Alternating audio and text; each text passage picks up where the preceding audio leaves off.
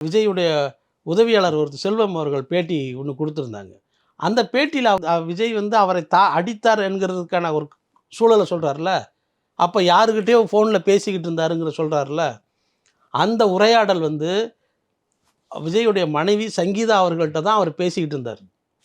அதைத்தான் அவர் வந்து சங்கீதா அவர்கள்ட்ட கடுமையான கோபத்தில் 2 பேருக்கும் கடுமையான வாக்குவாதம் வருது. அந்த வாக்குவாதத்தில் வந்து ஒரு அதாவது அச்சில் ஏற்ற முடியாத, வெளியில் பேச முடியாத பல வார்த்தைகளை வந்து விஜய் அவர்கள் அடுத்த முனையில் இருக்கிற சங்கீதா அவர்கள்ட்ட பேசியதாக அப்போது சொல்லப்பட்டது.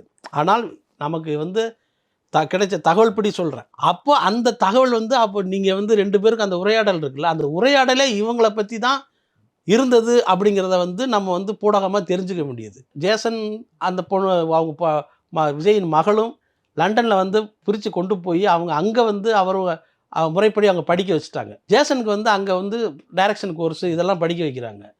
இங்கே படிக்க வச்சுட்டு ஜேசனை வந்து தனியாக அவர் வந்து திரைப்படம் எடுத்துக்கிட்டு இருக்கார். இப்போது அப்படியான சூழலில் தான் இவருடைய அரசியல் பயணமும், இவரை எதிர்த்து வர்ற கடுமையான விமர்சனங்களும், இவர் எடுத்து வைக்கிற ஒரு என்ன சொல்கிறது, அது முறையில்லாத ஒரு ஸ்டெப்பு, முறையில்லாத ஒரு வழிமுறைகளையும் சங்கீதா வந்து கண்டித்திருக்கிறார் அப்படிங்கிறது தான் நமக்கு கிடைச்ச தகவல்.